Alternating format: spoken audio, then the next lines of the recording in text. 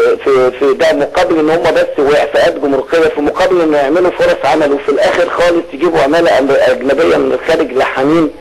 فده دي كلها تراكمات. لكن الوضع ده كان موجود هو لا طول يعني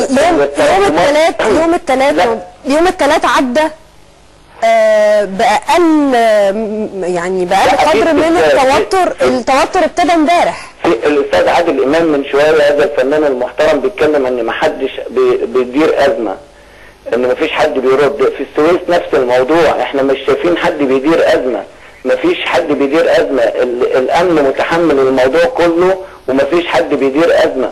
يعني انا النهارده لما يبقى الناس رايحين تاني يوم يا استاذ ريم يروحوا عشان ياخدوا اولاد المتوفين، ياخدوا اقاربهم ويتمنعوا وما ياخدوش تقارير طبيه بحاله المتوفين دول، فيصير احتقان، فيحصل ضرب بين الناس وما يحصلش اي نوع من التمهيد للناس وهي بتاخد اقاربها المتوفين. النهارده الناس اللي اتجمعت مثلا قدام القسم عشان تعرف ليه الناس اتقبض عليها وليه حصل كده وليه في الاخر خالص يحصل استفزاز ويحصل ضرب مولوتوف، ويحصل ازايز مولوتوف بتتضرب على الاسم، وفي المقابل الاسم يضرب.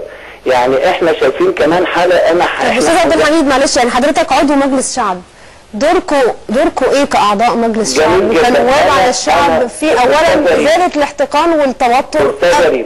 انا هقول لسيادتك ده سؤال جيد جدا، وانا بحترم برنامجك وبحترمك طبعا. انا قدمت بيان طلب احاطه عاجل طبقا للائحه المجلس، وبعته على الفاكس اول يوم تاني يوم من الاحداث، بعته على الفاكس واتبعت في الامانه العامه، وجالي ريبورت ان هو استلموه، وفوجئت ان جدول الاعمال فيه موضوعات تانيه خالص.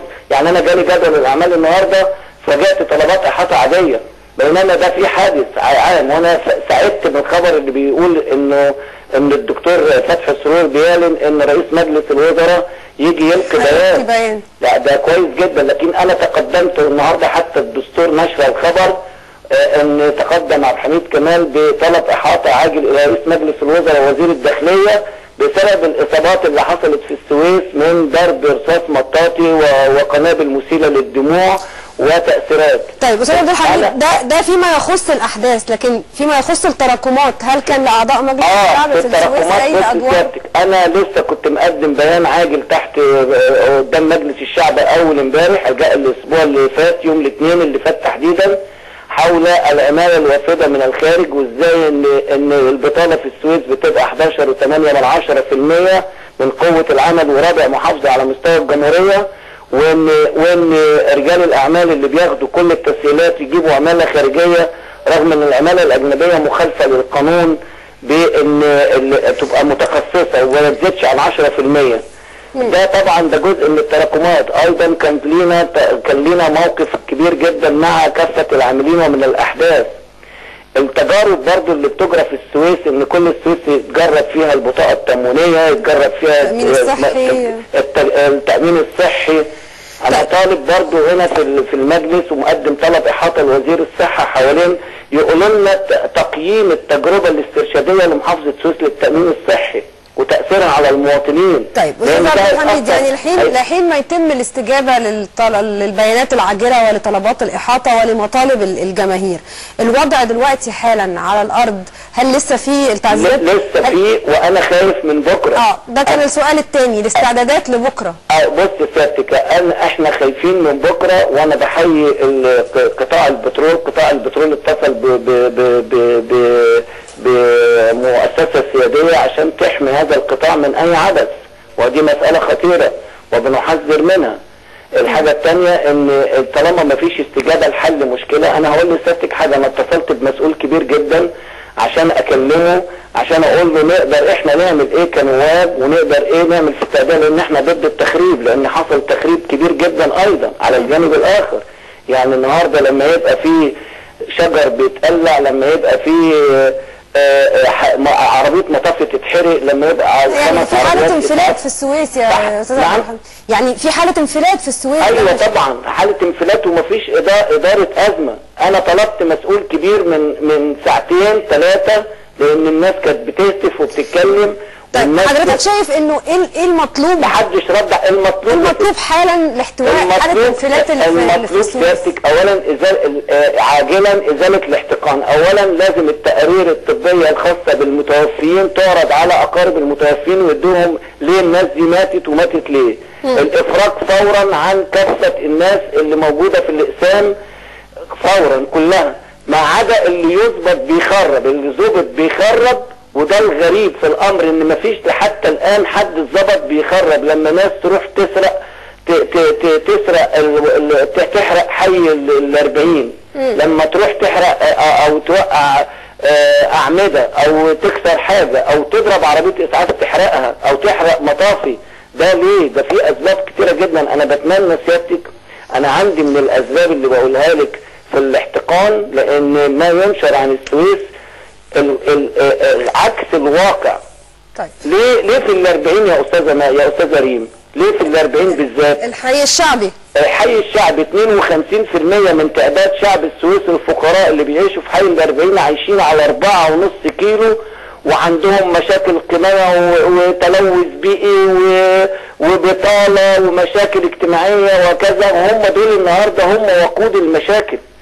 يعني بكره في السويس المشهد شايف المشهد انا خايف عليه بكره، وبطالب كل المسؤولين ان هم يديروا ازمه لبكره، ولازم يحصل نوع من الانفراجه، ان يحصل واحد الاول اللي اتقبض عليهم يعني المطالب الثلاثه الاساسيه، انه يكون في التقارير الطبيه تسلم لاهالي الضحايا، الافراج الفوري عن كل المحتجزين الا من يثبت عليه القيام باي اعمال شغب او تخريب. ده صحيح. يعني اداره ازمه عاجله في السويس ده مطلب اساسي.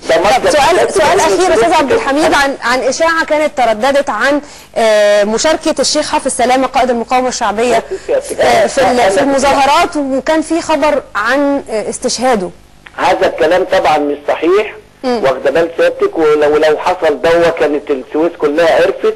لكن في ناس للاسف الشديد، يمكن سيادتك بذكاء شديد والاستاذ عادل امام مشكورا اشار حته ركوب الموجه. في ناس كتيره جدا بتحب تركب الموجه، وانا هقول لك في هذا الاطار ان احزاب المعارضه لما طلع حزب التجمع وحزب الوفد وحزب الغد وكل الاحزاب الشرعيه والمستقلين لما طلعوا اول يوم في مظاهره في ال40، هذه المظاهره خلصت بسلام لغايه الساعه 3 من بعد صلاه الظهر لغايه الساعه 3 بسلام. كانت ليها شعارات محدده على الاصلاح، ليها كذا، ومرت بسلام. بعد كده احنا اتفاجئنا بقى بمن يركب الموجه ومن يحول الموضوعات لموضوعات شخصيه وشعارات شخصيه وكلام بعيد خالص عن المطالب الحقيقيه. وهم النهارده اللي برضه اللي بعضهم بيتناول الموضوع في الفضائيات بشكل فيه مبالغه وفي تهويل، وهو ده المشكله. تقصد يعني تيار بعينه او عناصر؟ والله يا استاذه ريم، انا الامور واضحه ومش محتاجه، احنا مش بندي صك للوطنيين وغير الوطنيين، احنا بنتكلم على مطالب شعب. هذه المطالب حقيقيه، حق الناس انها تعيش في حريه في امان، تعبر عن نفسها. وضحت تماما. في تلاقي فرصه عمل شريفه، تلاقي ميه كويسه، مدينه نظيفه ما فيهاش قمامه. دي المطالب المرفوعه في الشارع المصري عموما، ولحد دلوقتي المطالب مرفوعه بشكل يعني حضاري الى حد كبير، وبدون اي اعمال تخريب او شغب تذكر الا في محافظه السويس، وبالتالي لازم يكون في تعامل مختلف وسريع مع محافظه السويس تحديدا، غير التعامل الامني بالتاكيد. طيب احنا كمان معانا على التليفون بشكرك شكرا جزيلا استاذ عبد الحميد كمال عضو مجلس الشعب من السويس. معانا على التليفون الاستاذ احمد ابو دريع مراسل قناه ان تي في شمال سيناء. مساء الخير يا استاذ احمد. مساء الخير. استاذ احمد، شمال سيناء من المحافظات اللي سخنت النهارده يعني بشكل اكتر مما كانت عليه في الايام اللي فاتت، وفي اخبار عن سقوط قتيل على الاقل. القتيل واصابه شخص وطفله، حصيله اليوم الثالث من الاحتجاجات.